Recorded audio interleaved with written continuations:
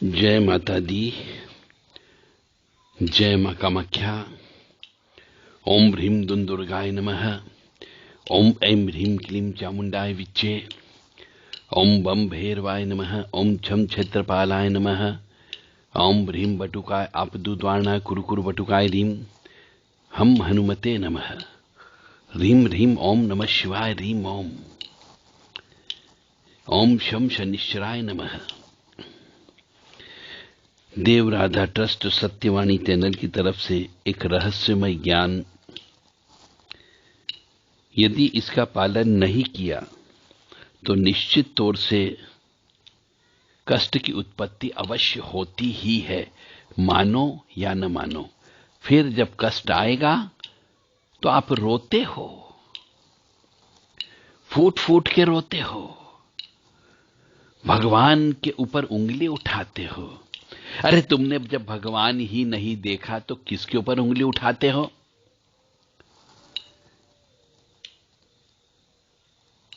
अपने कर्म जो फोड़ लिए उसके ऊपर उंगली नहीं उठाते हो कि हमने क्या पाप कर्म कर लिया। इसलिए ये रहस्यमय ज्ञान हम आपको दे रहे हैं कि कल से आप ईश्वरी तत्व के ऊपर उंगली नहीं उठाओ। अब वो ज्ञान क्या है जिससे कष्ट की प्राप्ति आती है? विवाह करते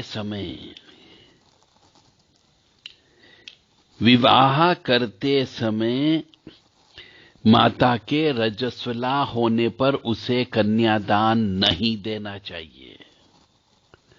और यदि आप देते हो तो या तो आपकी लड़की या आप स्वयं विधवा अवश्य हो जाओगी।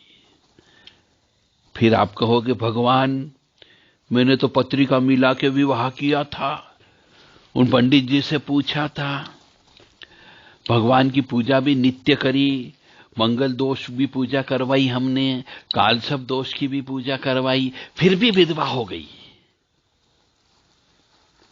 तो ये आप हिंदू सनातन धर्म के व्यक्तियों, ये गांठ बांध लो, कोई भी इतना कड़वा आपको नहीं बोलेगा, क्योंकि कड़वी दवाई ही मनुष्य को ठीक करती है। यदि डर लगता हो तो मत सुना करो। और बहुत से व्यक्ति हमसे कहते हैं फोन पे कि हम आपके YouTube चैनल नहीं देखते हैं क्योंकि आप बहुत कड़वा बोलते, डराते हो। मैं डराने की बात नहीं कर रहा, मैं सिर्फ ये बात कर रहा हूं कि आपके जीवन में कष्ट आएगा और फिर आप फूट फूट करके रोगे और फिर भगवान को दोष देते हो। फिर कहते हो हम नहीं मानते भगवान को। तो मत मानो। किसने बोला कि तुम्हें भगवान मानो? भगवान ने आकर के तो नहीं बोला कि तुम हमें पूजो, तुम अपनी मर्जी से पूजते हो। तो जो चीज मैं कह रहा हूं यह सब शास्त्र में लिखा हुआ है और प्रैक्टिकल अपनी आंखों से भी देखता हूं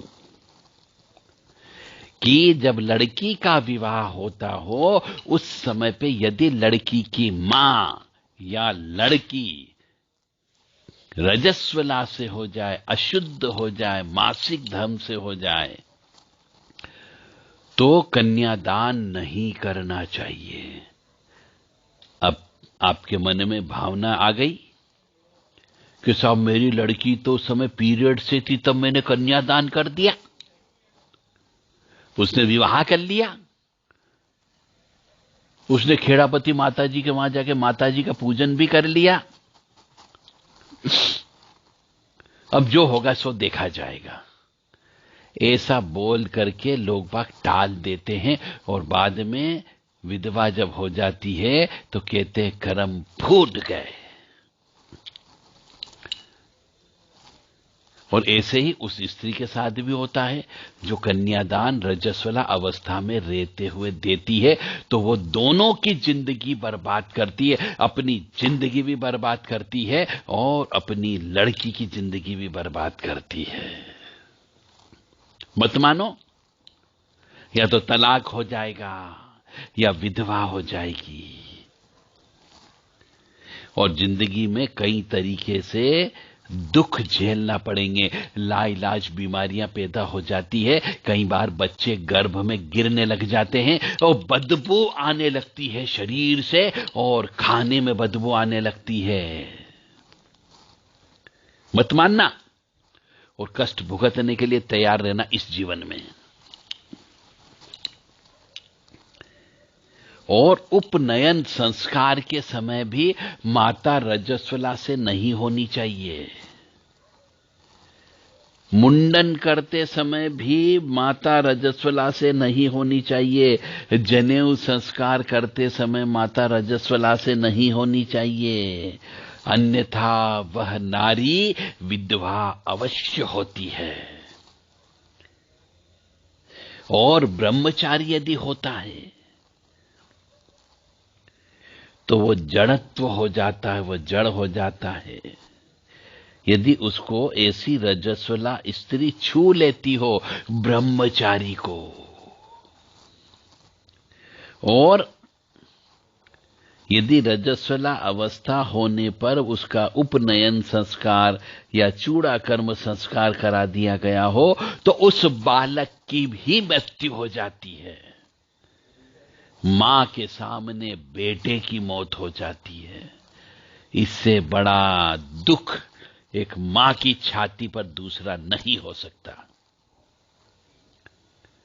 तो इस बात का सभी हमारी घर परिवार की महिलाएं ध्यान रखें। यदि आप अपने बच्चों की जिंदगी सुखमय चाहते हो तो ये कर्म आपके हाथ में है, न करें बिल्कुल भी। ऐसा शास्त्र कहता है, मानो या न मानो। विवाहे विधवा नारी जड़त्तम व्रत बंधने, ऐसा शास्त्र में लिखा है। मैंने उसका वर्णन किया है। अब आपकी इच्छा।